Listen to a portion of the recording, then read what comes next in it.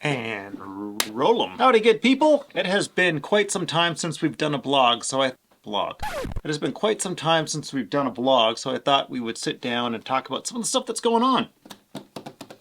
Got a list of things here. So we've got a new project underway. It's called a Ian Outred Gannet. So it's a glued lapstrake sailing dinghy. I'm not going to be doing a full series on this one. It just takes so much time away from the build and really it slows down the build too much. So what we're going to do is I'm just going to do sort of a shorter series. I don't know how many episodes, maybe 6 or 10 or something like that, that really just focus in on a small portion of the build, and each one is really just going to focus on some technique or concept that I think has a fundamental overall applicability to just about any boat building activities. And it's going to be aimed kind of at the new builder for the most part. That's just going to make things a little bit easier for me to get them out the door. I'm not going to worry about trying to make those episodes consecutive because they don't really need to be connected together. They're just going to come out as I work my way through the build when the opportunity to shoot the footage for these various things comes along. If there are specific areas that you would like me to focus on for these Gannet videos, please leave a comment, let me know. If you're watching this, you probably followed my Catalina Wary series. And so now that that series is wrapped up, and apologies for not getting any footage of the boat on the water. There's no water around my shop, you know? I get a customer's boat done, and the last thing I want to do is mess it up by dragging it down to the beach and risk having to do a whole bunch more work on it. So they often go out the door, and I don't get to see them on the water myself. And case in point is Joe's Catalina Wary. I wasn't even able to meet Joe in person.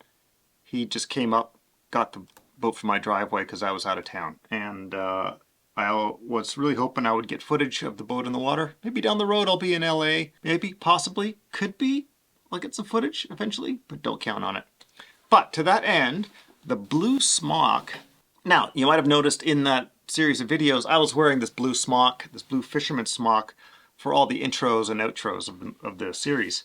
And that was just to bring a little continuity to the whole thing. So all the thumbnails had the blue border on them, and the boat, as it turns out, was painted blue on the inside. That was all planned from the start. And so the blue smock was just supposed to help kind of tie it all together chromatically. Well, now that the series is done, I don't need the smock anymore, and I want to give it away. I plan to give it to one of my Patreon followers. I've offered it up to Joe. If he says no, it's going on to you guys. So if you are a Patreon follower and you're interested in receiving that smock, it'll be a freebie. I'm about a size 42. It's a little short in the sleeves, as any good fisherman smock should be. Shoot me a message on Patreon and I'll put your name in the hat. Branding. Tick. That one's off my list. What else have we got going on? Davan Company. So if you're interested in building wooden boats, you're going to find that finding good quality hardware and fasteners can be quite challenging. And so Davan Company is a British outfit. They make beautiful, beautiful stuff. Pintles and gudgeons here. Check that out, man. Woo! Woo! Really sweet. I struck up a deal with Davan Company to become their distributor for Western Canada. There's some guys in Eastern Canada that are already doing it, so I don't want to muscle in on their turf. There's some guys in the States that are doing it. So if you're just, say, I don't know, from Winnipeg West and you want to get your hands on some Davan Company stuff, you can give me a call. So what I'll do, I'm not going to set up a website for this because it's a hell of a lot of work, but what I will do is if you're interested I'll shoot you a digital copy of the catalog along with a price list, and there's going to be shipping and duties on top of whatever those prices are, and I don't know what those are necessarily going to be because it depends on the order. So if you want to get your hands on this stuff, give me a holler and we'll just set that up. So what you want to do is just go to my website, just email me about it. And they really do make beautiful stuff. The prices are certainly higher, but you're getting really good quality for that price. So as a for instance, an Orlock with a nicely fitted socket, well polished. It's going to run you roughly $100 Canadian per oarlock. You know, this little stem head fitting is probably, I don't know, 75 or $80 or something like that. A set of rudder gear like this for both top and bottom, that's more expensive. That's closer to like $400, so 200 per pintle gudgeon combo. And then they've also got copper rivets and robes, which I will, at some point, I plan to get in a supply of those so that I can sell those off to people who just need to get enough to build a boat without putting in a special order and shipping it all from Britain. But all this other hardware, it doesn't make any sense for me to try and stock it. I couldn't afford to do it even if I wanted to. But we will get that stuff in, and maybe if I'm ordering stuff in, maybe I'll order in a few extra sets of oarlocks or something so I have them on hand. So, Davan Company, shoot me an email if you want a catalog and a price list in Canadian funds. So collaborations. So I've gotten involved in a few collaborations lately, which are kind of fun. So the first of them is with Douglas Brooks. If you're unfamiliar with Douglas Brooks, he's a boat builder from Vermont and has produced this book on Japanese boat building.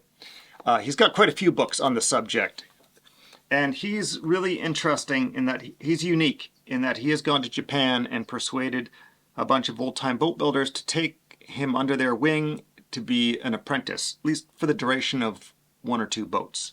Now, what's interesting about this is doesn't happen in Japan, and what you certainly can never do is jump from one master to another in a discipline. It's like verboten, completely verboten, but because he's a white guy, he's getting away with it, and they realize that this might be their last chance to pass on their skills to somebody.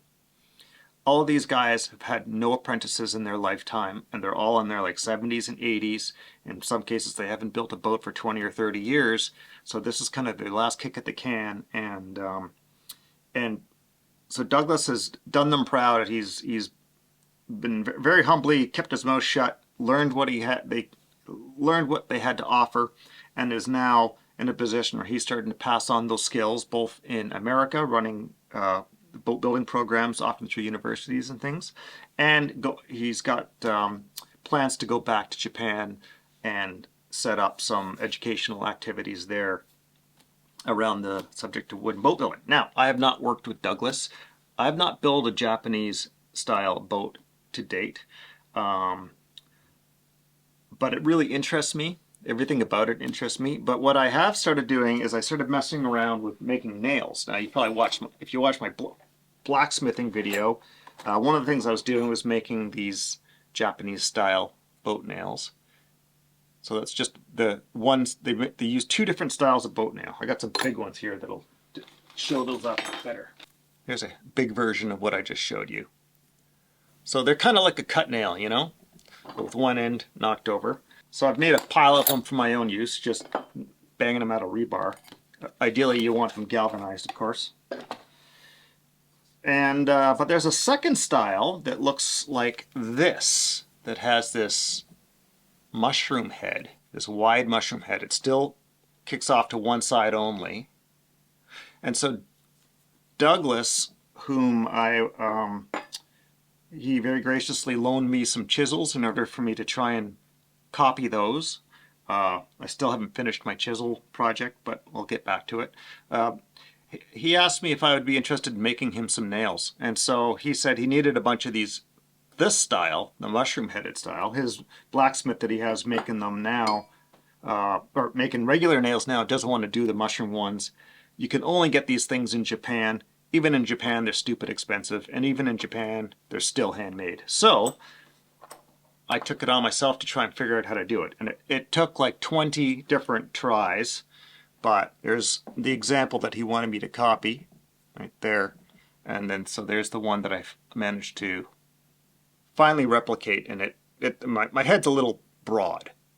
So it's not an exact copy, but it's pretty darn close. Close enough for actually doing the job they need to do. That was really interesting, trying to figure out how to replicate this shape. And these aren't cut out of sheet stock or anything like that. You're starting with raw material. In fact, those things, what do they start out with? Each of those nails started out with just a little billet of steel like that, and the rest of it is all drawn out. So I do need to get back to the forge. Now that I've figured out how to make them, now I just got to get up to speed, and I got to bang out about 300 of them for them. So probably another 100 for myself, I suppose, if I want to build a boat.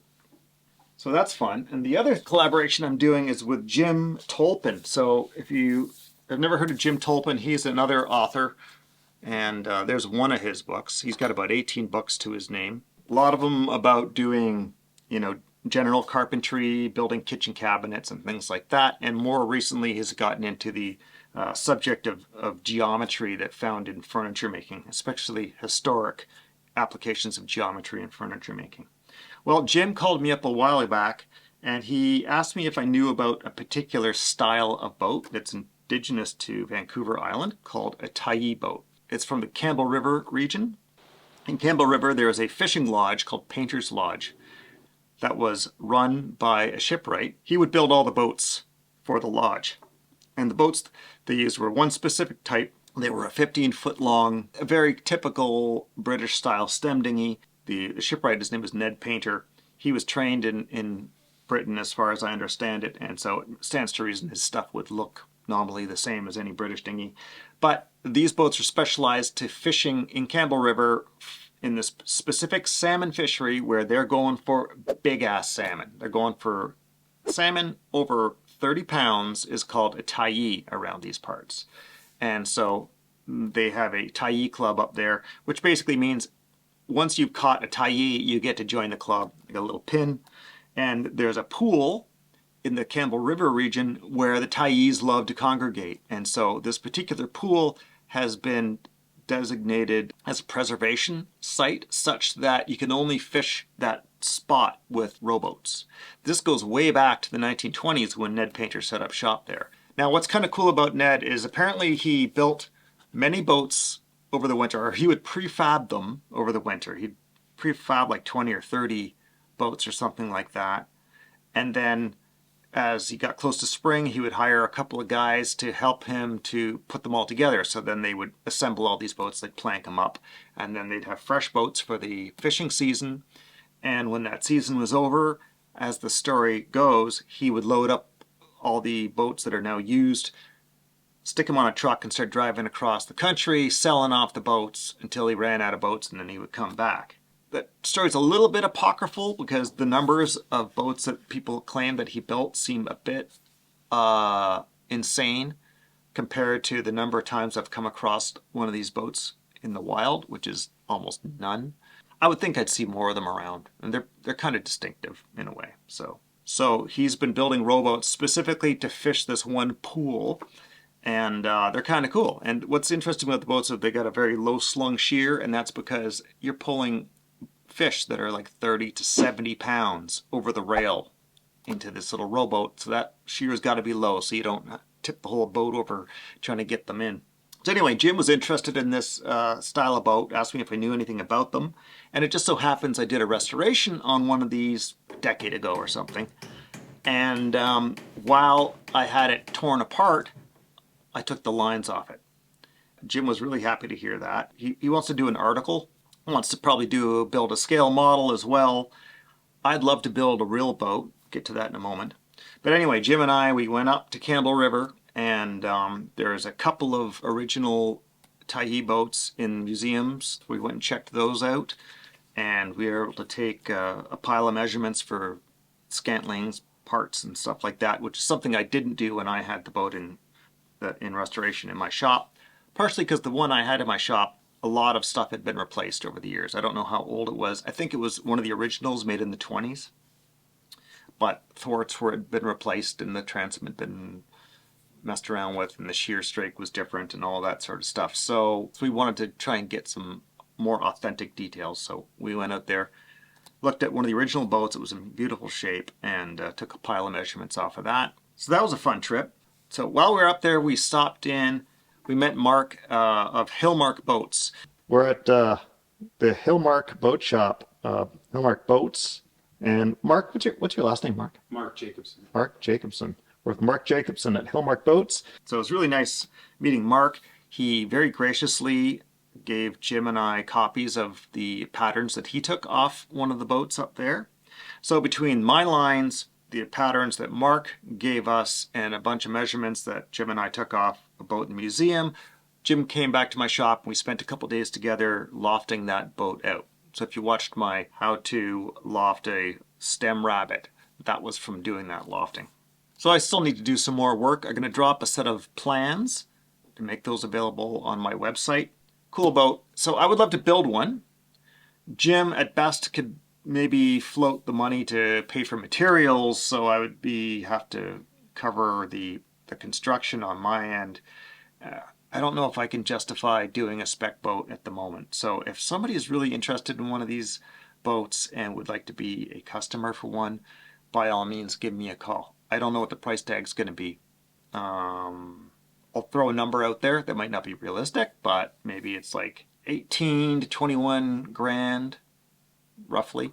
Something like that. It's about 250 hours, 250, 300 hours to build one.